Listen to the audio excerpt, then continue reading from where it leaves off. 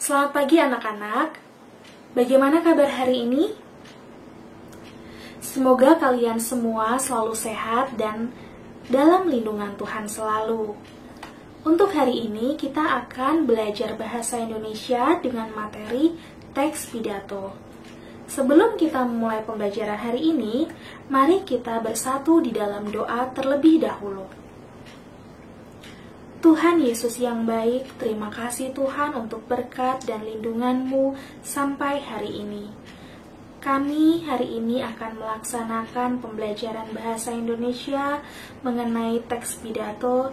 Kiranya Tuhan pimpin dan lindungi kami serta sertai kami selalu agar kami bisa berkonsentrasi dalam pembelajaran hari ini sehingga kami bisa menjadi siswa-siswi yang berprestasi. Tuhan Yesus sertai kami dalam pembelajaran hari ini. Dalam nama Yesus kami berdoa dan mengucap syukur. Amin. Kompetensi dasar pada teks pidato hari ini yaitu mengidentifikasi gagasan, pikiran, pandangan, arahan atau pesan dalam pidato persuasif tentang permasalahan aktual yang didengar dan atau dibaca. Untuk tujuan pembelajaran hari ini, setelah mempelajari pokok bahasa ini, peserta didik mengidentifikasi gagasan atau pesan dalam pidato, serta dapat menelaah struktur teks pidato. Selain itu, peserta didik juga diharapkan memiliki sikap berani dan pantang menyerah untuk tampil berpidato di depan khalayak. Apa sih pidato persuasif menurut kalian semua? Pidato persuasif adalah teks yang disampaikan di depan khalayak dalam suatu kegiatan tertentu, bisa berisi gagasan, pandangan, arahan, atau pesan. Sedangkan isi pidato persuasif harus berlandaskan pada argumentasi yang nalar, logis, masuk akal, dan dapat dipertanggungjawabkan. Ciri-ciri teks pidato.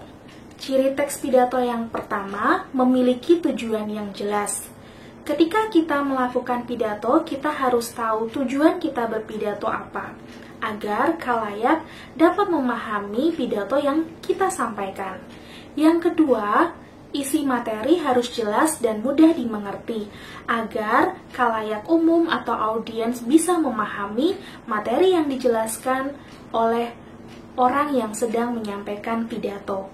Yang ketiga, materi harus objektif, harus benar adanya.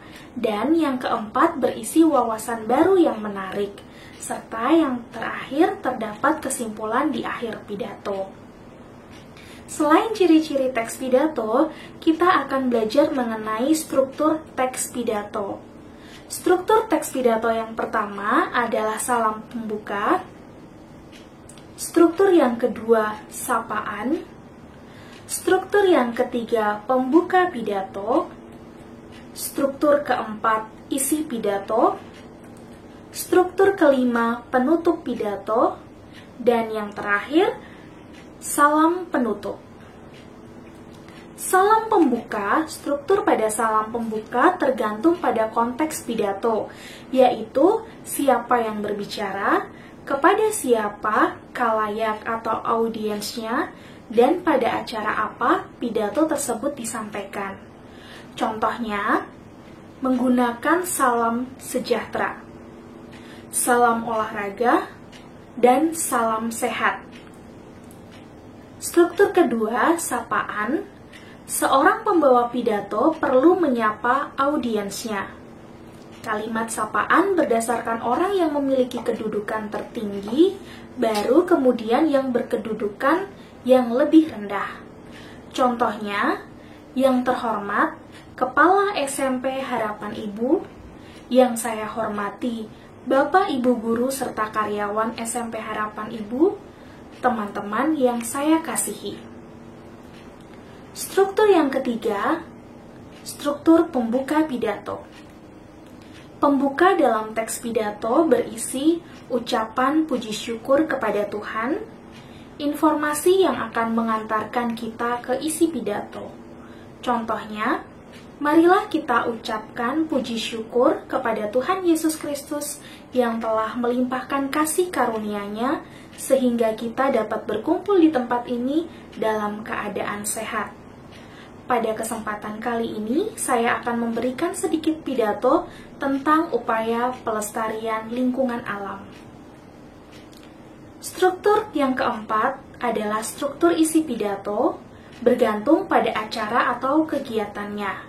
Contohnya, pelestarian lingkungan alam sangatlah penting. Pada dasarnya, pelestarian lingkungan alam adalah suatu kewajiban. Hal ini dilakukan karena manusia sangatlah bergantung pada alam.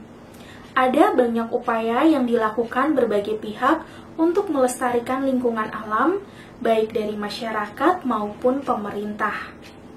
Penanaman pohon merupakan salah satu bentuk pelestarian alam yang banyak digalakan akhir-akhir ini. Pemerintah juga mendukung pelestarian lingkungan melalui program Gerakan Penanaman 1 Miliar Pohon. Sebagaimana yang kita ketahui bersama, pohon memberikan manfaat yang besar bagi kita, seperti membuat lingkungan lebih indah, membuat udara lebih bersih, dan masih banyak lagi. Struktur yang kelima, penutup pidato, dapat berupa saran dan ajakan. Contohnya, itulah upaya yang bisa kita lakukan untuk melestarikan lingkungan alam. Kita harus menyadari pentingnya pelestarian hidup bagi kita. Oleh karena itu, marilah kita menjaga kelestarian lingkungan kita dengan menanam pohon di sekitar rumah tinggal kita. Struktur yang terakhir adalah salam penutup. Salam penutup bergantung pada konteks pidato. Contohnya, sekian pidato saya, terima kasih. Itu tadi adalah pengertian dan contoh dari struktur teks pidato. Mari kita cermati pidato berikut ini. Pidato lingkungan alam yang tadi ada pada contoh struktur teks pidato, salam sejahtera untuk kita semua, masuk pada struktur salam pembuka. Yang terhormat Kepala SMP Harapan Ibu, yang saya hormati Bapak Ibu Guru serta karyawan SMP Harapan Ibu, teman-teman yang saya kasihi, masuk pada struktur sapaan. Marilah kita ucapkan puji syukur kepada Tuhan Yesus Kristus yang telah melimpahkan kasih karunia-Nya sehingga kita dapat berkumpul di tempat ini dalam keadaan sehat, termasuk pada struktur pembuka ucapan syukur. Pada kesempatan kali ini, saya akan memberikan sedikit pidato tentang upaya pelestarian lingkungan alam, termasuk pada struktur pembuka pengantar pidato. Pelestarian lingkungan alam sangatlah penting. Pada dasarnya, pelestarian lingkungan alam adalah suatu kewajiban. Hal ini dilakukan karena manusia sangatlah bergantung pada alam. Ada banyak upaya yang dilakukan berbagai pihak untuk melestarikan lingkungan alam, baik dari masyarakat maupun dari pemerintah. Penanaman pohon merupakan salah satu bentuk pelestarian alam yang banyak digalakkan akhir-akhir ini. Pemerintah juga mendukung pelestarian lingkungan melalui program Gerakan Penanaman 1 Miliar Pohon. Sebagaimana yang kita ketahui bersama, pohon memberikan manfaat yang besar bagi kita, seperti membuat lingkungan lebih indah, membuat udara lebih bersih, dan masih banyak lagi, merupakan struktur dari isi pidato. Itulah upaya yang bisa kita lakukan untuk melestarikan lingkungan alam. Kita harus menyadari pentingnya pelestarian bagi kita. Oleh karena itu, marilah kita menjaga kelestarian lingkungan dengan menanam pohon di sekitar rumah tinggal kita, termasuk pada struktur penutup. Sekian pidato saya, semoga bermanfaat. Selamat siang. Yang terakhir, yaitu struktur salam penutup. Metode dalam pidato. Ada beberapa metode dalam pidato. Yang pertama, metode impromptu. Metode impromptu memiliki kelebihan dan kekurangan serta penggunaannya. Kelebihan metode impromptu yang pertama, tidak repot menyiapkan teks atau naskah. Yang kedua, komunikatif. Yang ketiga, ekspresif. Kekurangan pada metode impromptu, yang pertama, jika lupa ide, fatal akibatnya. Kedua, materi pidato mungkin tidak tersampaikan secara rinci. Yang ketiga, bahasa yang digunakan mungkin tidak baik dan benar. Metode impromptu juga bisa disebut metode todong.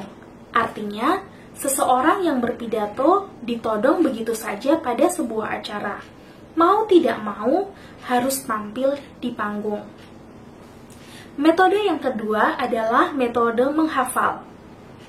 Kelebihan dari metode menghafal, yang pertama, komunikatif. Yang kedua, ekspresif. Kekurangan pada metode menghafal yang pertama, jika lupa, fatal akibatnya. Yang kedua, materi pidato mungkin tidak tersampaikan secara lengkap. Ketiga, bahasa yang digunakan mungkin tidak baik dan benar. Penggunaan metode menghafal bisa digunakan pada lomba pidato. Metode yang ketiga adalah dengan naskah. Kelebihan pada metode dengan naskah yang pertama, materi pidato terstruktur. Yang kedua, semua materi tersampaikan dengan lengkap. Yang ketiga, bahasa yang digunakan baik dan benar. Dan yang terakhir, yang keempat, lebih siap. Kekurangan pada metode naskah yang pertama, terpaku pada teks. Kedua, tidak komunikatif. Ketiga, tidak ekspresif. Metode ini bisa digunakan pada saat pidato kenegaraan, pidato penyampaian laporan pertanggungjawaban, atau pidato perayaan Hari Besar Nasional. Metode yang keempat adalah metode ekstemporan. Kelebihan dari metode ekstemporan yang pertama, materi diungkapkan secara sistematis. Kedua, dapat mengekspresikan kata. Yang ketiga, suasana menjadi efektif.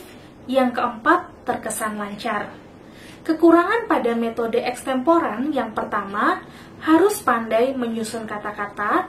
Yang kedua, penyampaian kurang detail.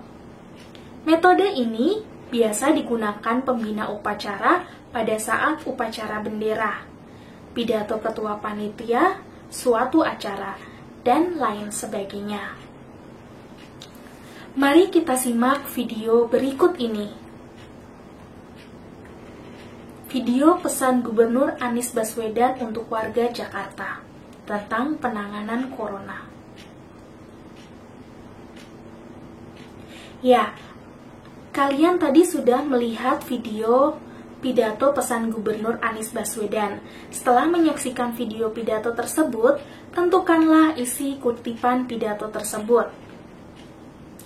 Coba kalian berlatih menentukan isi pidatonya. Setelah kalian menentukan isi pidato tersebut, kita akan merangkum pembelajaran hari ini. Hari ini kita telah belajar mengenai pengertian pidato, ciri-ciri pidato, struktur pidato, dan metode dalam pidato. Ya, itu tadi materi pembelajaran teks pidato kita hari ini. Sebelum kita mengakhiri pembelajaran kita, mari kita bersatu di dalam doa penutup. Tuhan Yesus yang baik, terima kasih Tuhan, Engkau tetap mendampingi dan menyertai kami dari awal tadi Tuhan hingga akhir ini. Kiranya materi yang sudah kami pelajari hari ini bisa kami terapkan di kehidupan kami masing-masing. Tuhan, tetap beri kami semangat dalam belajar agar kami bisa memahami dan kami bisa menjadi siswa-siswi yang berprestasi. Dalam nama Yesus kami berdoa dan mengucap syukur. Amin. Ya, cegah penyebaran virus corona, jaga jarak biar selamat, bekerja di rumah, belajar di rumah, beribadah di rumah. Terima kasih. Miss juga memberikan LKS, silakan dikerjakan dengan baik agar mendapat nilai yang baik juga. Dan jangan lupa kirim ke Google Classroom kalian masing-masing. Mohon maaf bila ada kata yang salah atau menyinggung perasaan kalian.